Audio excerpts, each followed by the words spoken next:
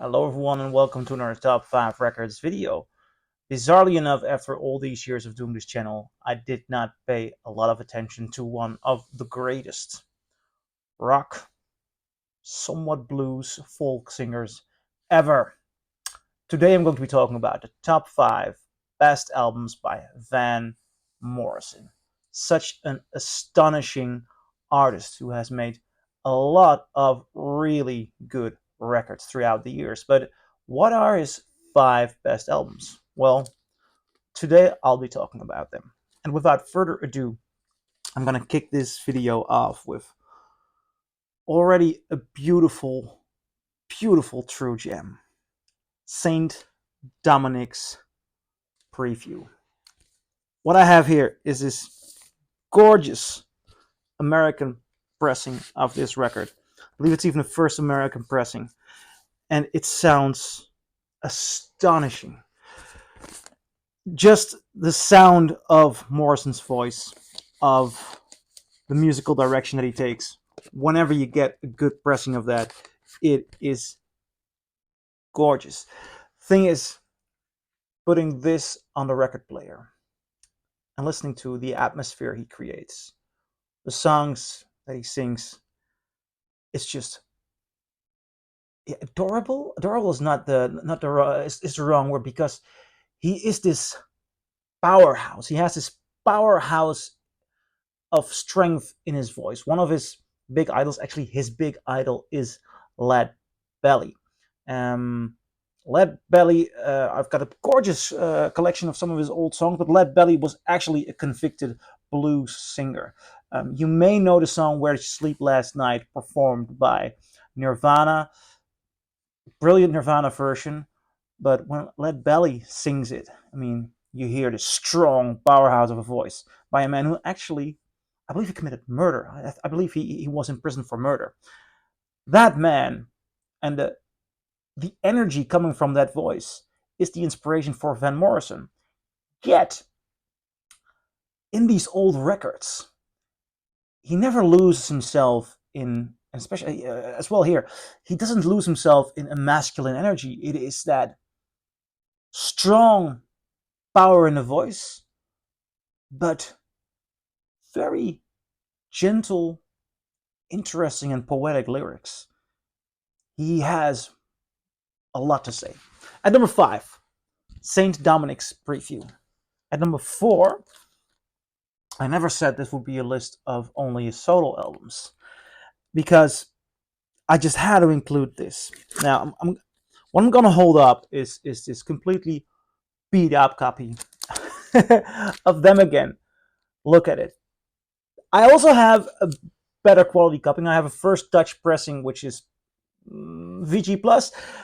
This is obviously, look at the tape, horribly damaged, but it is a first UK mono, and believe it or not, although the state of this pressing of this copy, the vinyl the vinyl looks good, and this plays so well.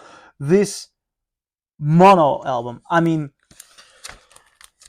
this record, and we're already just at number 4. But before Van Morrison went solo, he had this incredible band, Them, and Them is so rich and powerful musically, with at the core of it this warm, deep, energetic voice of Van Morrison. This record contains covers, it contains some originals. Could You, Would You is the opening track. Um, let me guide you through the highlights of this record. I Put a Spell on You. And that, with Them and great musicians, incredible vocals, ending off this side with I Got a Woman, the Ray Charles song. Highlight for me. I'm actually in doubt saying that, because yeah, I'm in doubt saying that, because no, I'm gonna go for my highlight for this record is It's All Over Now, Baby Blue, an original Bob Dylan song. and Bob Dylan's version is good. It's really, really good, Bob Dylan's version. But the way the guitar rolls here, the way Van Morrison loses himself in singing it, in giving an emotion to that record Dylan's version doesn't have. I mean, Dylan distances himself. He makes himself stronger in the lyrics and in the way he performs it. He stands above the relationship somehow. Morrison is not only struggling with his position, he's also struggling with moving away. The desire to be together is still in his voice, and that makes it so layered, so good. At number 4, Them Again. At number 3, Veedon, Fleece. Now, I was with a friend of mine at the record fair, in those days still in Utrecht, the biggest record fair in the world. And then a friend of mine, he was going through this Van Morrison phase. Lovely phase, by the way. And he found this record and he looked at me. He said, "Oh God, I've been looking for this one. I've been looking for this one." And it only said about $10. Then he wanted to pay for it. And the record seller looked at it, this pressing. And he saw the price. He said, "Oh my God, somebody's been messing with the price." And a friend of mine said, No, it's priced $10. He said, "Yeah, but that's not true. I gave it the price of $40. Somebody changed it around." Now, why somebody would change it around and not buy it would be bizarre. He said, "No, it's $40." He said, "Do you know what this record is?" He said, "Do you know what it is?"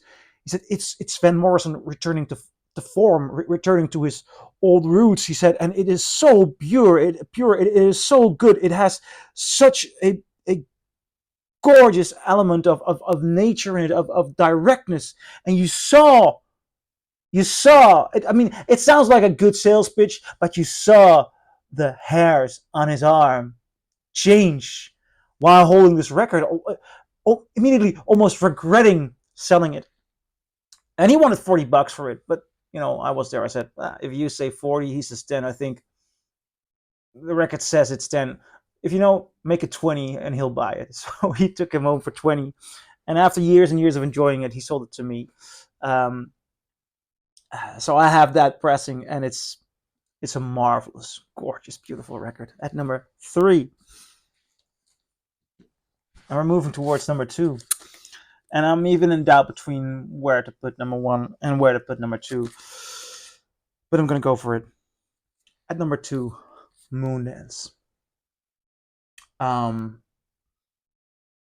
This was his answer to his second record, which did not chart well because it did not contain hit singles. And that second album was one of the first albums in which an artist thought, "I'm going to make a gorgeous album, not going to focus on hit singles." But Van Morrison was struggling to survive, struggling financially. So he thought, "I'm going to try and make an album of hit records." And boy, did he do that. Boy, did he do that. I mean, opening with "Stoned Me," then a title track, Moondance. And I fell in love with the track Moondance through the film Jagten, also internationally known as The Hunt by Thomas Vinterberg, which is about a group of friends in a Danish town.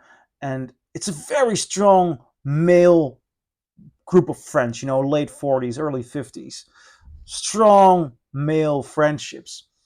And it starts late in the year when the leaves are all orange. And something happens that doesn't really add to the romance of this record. One of them gets accused of inappropriate behavior with a child, but he didn't do that. So it's just about the accusation. Thing is, though, in that film, the male friendship is being confronted by basic lies or misinterpretations. And it starts off because this male friendship is the core of the film, and the romance regarding it with the autumn leaves in a pool. And it's such a beautiful moment of romance. and they play Moondance. They play Moondance, and Moondance just, I mean, it's that song of rhythm and joy and love and romance, but not in a male female romantic or male male romantic, in a friendship way, in this enjoyable, euphoric way. It's more about a love for life than about a love for a person in that regard. And it has so much layers. It develops so great. And the way he sings it, it is just so blissfully good.